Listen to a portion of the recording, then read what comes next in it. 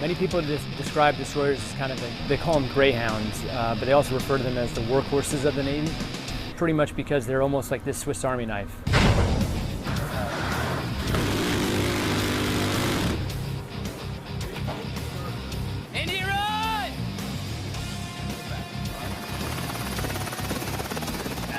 Obviously, in a name, we destroy stuff.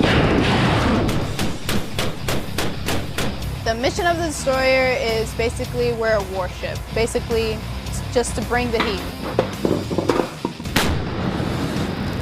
The mission of the destroyer, when you go on deployment, is to protect the carrier. We have underwater detection and tracking and also engagement capabilities. We have surface warfare capabilities. We have a lot of capabilities as far as surface and air interception. Yeah, but... So life on a destroyer, it's not a normal working environment. It can be really hectic. Things change at a drop of a hat. We could be called upon to go anywhere at any time. And there's very few of us on these ships. It's exciting, it can be boring, but always dynamic. It's definitely smaller than aircraft carriers and all that. But it being so small, you learn a little bit about everything. Like, you know everybody, you get to see what everybody else does. We're all cross-trained individuals, and I've certainly found that down to the most junior sailor we've got.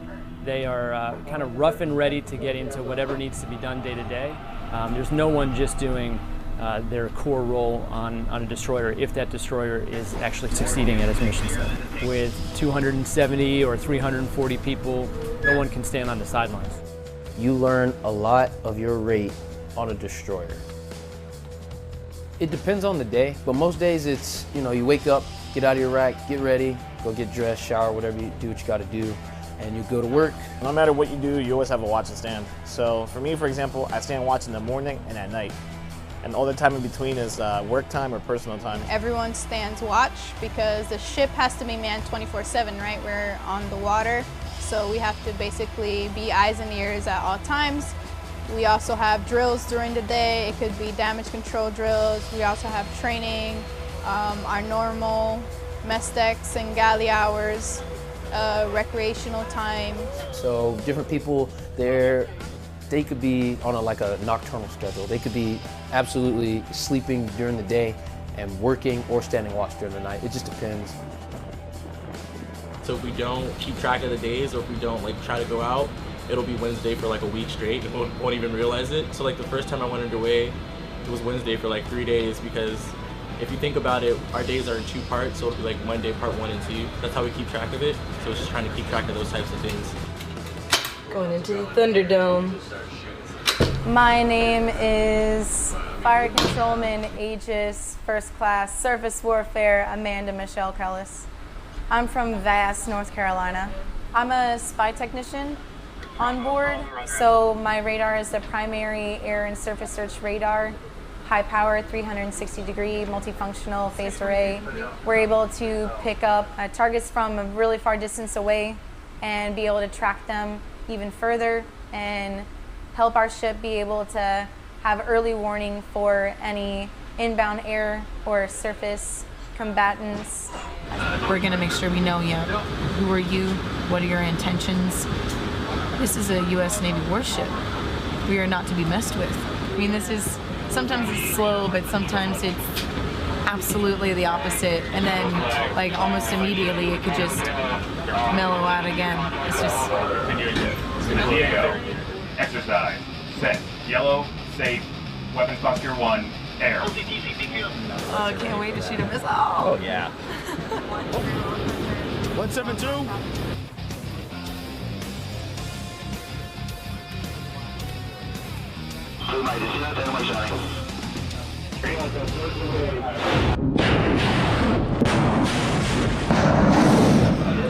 Success.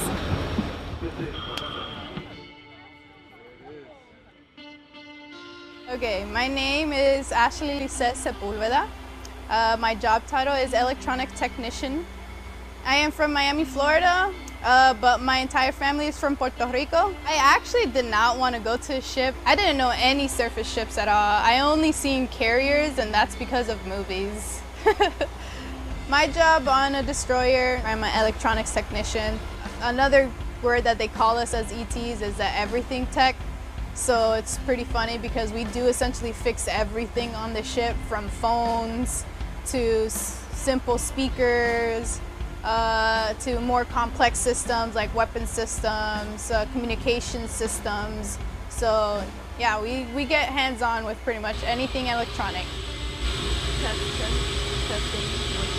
I just always loved engineering since a little kid. I always say that.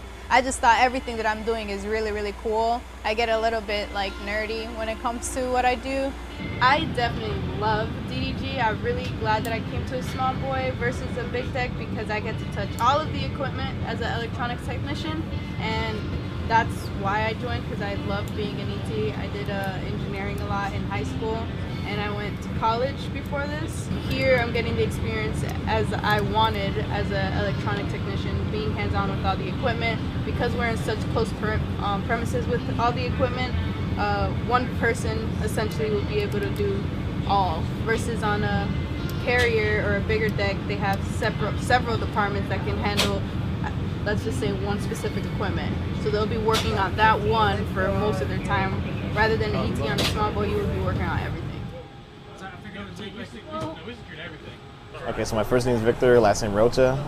I'm a GSE. I'm currently the LPO for EMO4, which is the gas turbine electrical. My main role here is to make sure that whatever the bridge calls, that we're able to provide propulsion for that, no matter what. So I was originally born in Granada, Nicaragua, and then I came to the United States in '99, and I lived in Pennsylvania. So it's actually, I was an undergrad at Penn State, and then when I showed up here, it's nothing what you expect. So I'm a gas turbine technician, electrical. What that means is I work with jet engines that produce power and propulsion. I oversee a work center of 8 people, and what we're in charge of is making sure that these engines produce propulsion and electricity for the ship. The first time you go into an engineering space, you're kind of in awe, because you just don't realize how big an engineering space is. You also don't realize how big the ship is. Like, it kind of looks big from the outside, but then you realize how really big it is once you're inside and you're like this little insignificant dot walking through the space. It's loud, very loud. You know, you have propulsion machinery going on in there. You have all types of stuff going on there. Everything that keeps the ship afloat and running is in there. So it's loud, it's hot. This is the heart of everything. Everything starts down here. So when we're getting ready to get underway, down here is a busy time. Everybody's trying to start systems, trying to start fuel, move oil, so on and so forth. So these engines put out for like 40,000 horsepower and can push a 505-foot ship through their water at like 30+ knots. So it's pretty incredible. It's incredible. We only have 4, and these 4 engines do a great job of doing it. The 3 generators that we own, that literally powers everything on the ship. It powers everything from our water pumps that give us drinking water to the radar. You know, everything is powered by us. We're pretty much the ones that supply power to everybody, and then we turn that over to the electricians' mates who actually route the power where it needs to go. So we meet halfway with them. It's how we make our drinking water. You have somebody come around every hour and check on it and make sure we have enough water for the crew. And provide hot water to the whole ship for showering and cooking and all that. Back there, literally you can see the shaft going all the way back to the back end of the ship. And you can tell, like, if you know, even if you're not topside, you can kind of tell how fast we're going based on how fast the shaft is rotating. It's like one of the great things about doing what I do. It's never a dull day. You always got something new going on. My full name is Joshua Sanders, and I am GM2 Sanders, and I'm a gunner's mate. I'm from Raleigh, North Carolina. Before I joined the Navy, I didn't know there was different types of ships, you know, just based off of what you see on TV. Big ships, small ships. We're on a smaller ship, but no, I didn't know anything at all. So as a gunner's mate, we were responsible for all small arms regarding pistols, shotguns, rifles, and torpedo tubes, and various amounts of other equipment on the ship. Also 50 calibers. and 240s. So all types of small arms and crew-served weapons. We're responsible for maintaining them, issuing to the crew. Anything in our job that we shoot, we always have to do pre-fires. So that's making sure that the weapons are good to go, make sure that they function properly.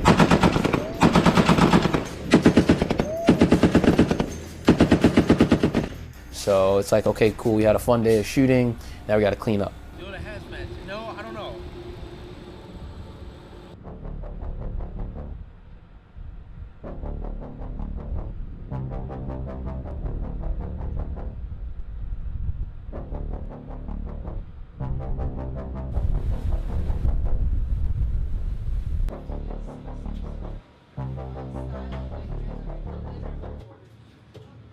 Okay. I think that we might have to just forego the swabbing at the moment since I live in a space that has 24 racks for females, and we have 3 sinks, 1 shower, and 2 toilets. It's weird because I've never worked anywhere where like you kind of are, you know, like you go from being in a professional setting to like in your pajamas just hanging out like within 200 feet. You get accustomed to it. Yeah, it's small. It's not a lot of wiggle room, but it's like yours, you know, and you just get comfortable in it. You just gotta make it yours, you know. Here it is. This is home. I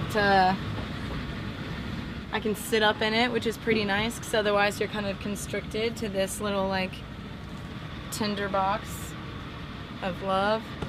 And we're allowed to have like an 8x11 sized area for family photos, or your kitty cat, your doggy, your goldfish, whatever you want.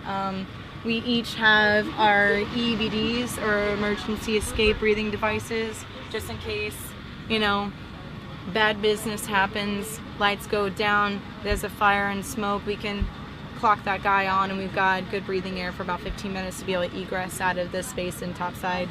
These are our hurricane straps that keep us inside the beds.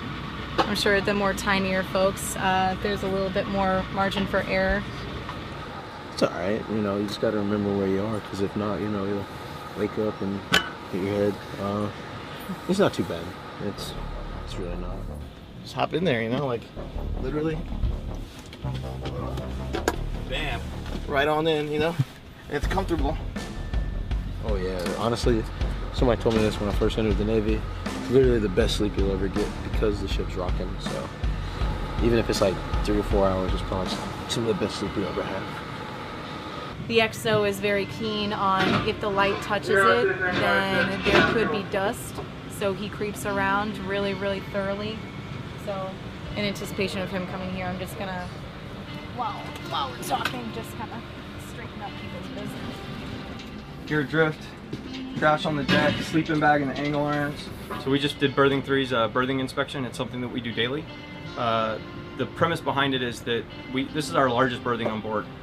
Roughly 100 people live in here, and so if we can't keep it clean, the sheer nature of that many people living in this space, it just adds to the ability of the body to fight off the infections, the germs, etc., the crud, the cough. So keeping it clean every day is a requirement, and it's about keeping the crew healthy. That's my guy. That's my guy right there. Let's go, baby. Let's get this gym, baby. The people of us.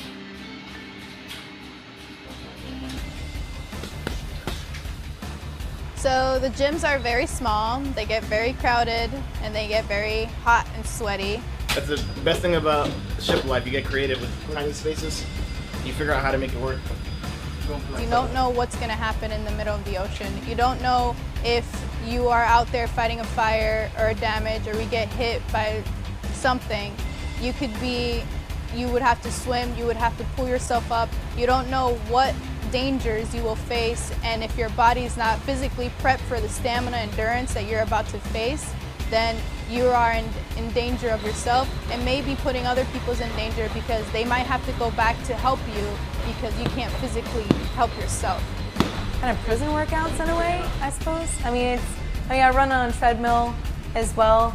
You're kind of just like, you're running, and then we start taking a turn, you're like, whoa, and then it's like a hill, and it's like, so it's a little bit more interesting than just running on flat land treadmill.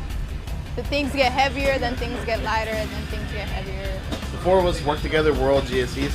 We all work in the same division, so we probably spent like 40, 80 hours a week together. So we do everything together. We all sleep in the same berthing. We go to lunch together. We go to breakfast together. We work out together. It's good, you know. We have this good camaraderie. We're always like, you know, of course we get mad at each other, just like you would with anybody, but it doesn't last very long.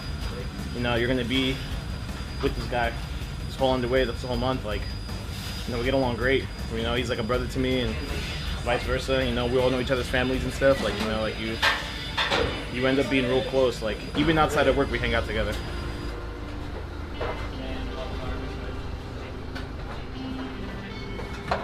Ooh, we got chicken wings. We got mozzie sticks. We ain't got no mozzie sticks. We got jalapeno poppers and pizza. Some zap. Our CSs do the best that they can, honestly, with having to feed so many people 3 times a day, especially when they're given the opportunity to get a little frisky with it and throw a little of their own flair. That's always when people go crazy over it. Every day we serve about almost 300 people. We wake up around 4:30 in the morning, cook breakfast, lunch, and dinner. We usually get out of here around like maybe 8 o'clock after cleaning all that stuff. On smaller shifts, we make more things from scratch. Oh, it's, you know, it boosts morale. You know, that's like one of the biggest things is if the food tastes good and everyone's fed well, I think the morale of the crew is always high.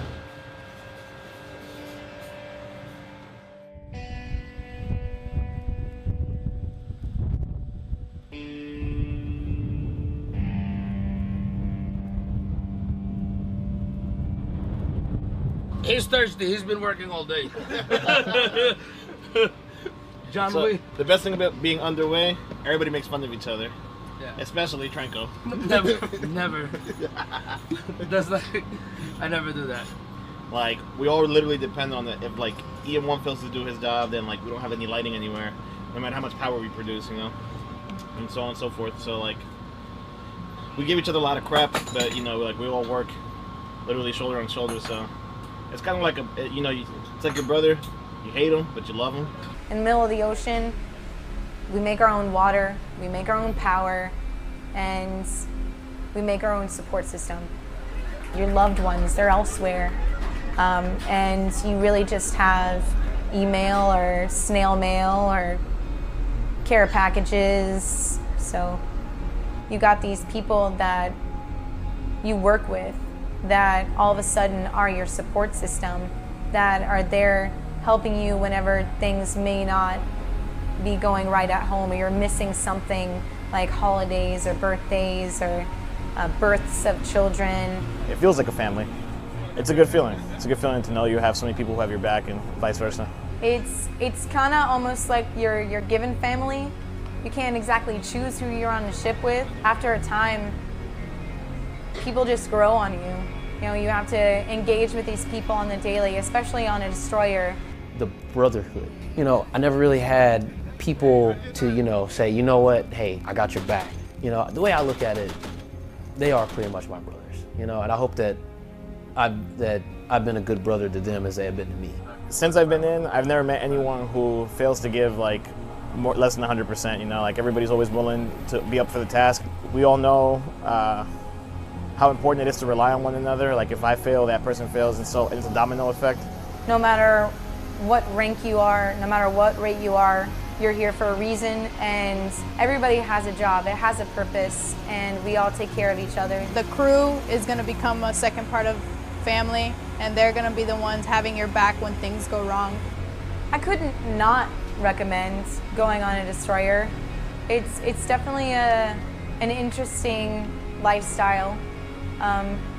Definitely not the easiest.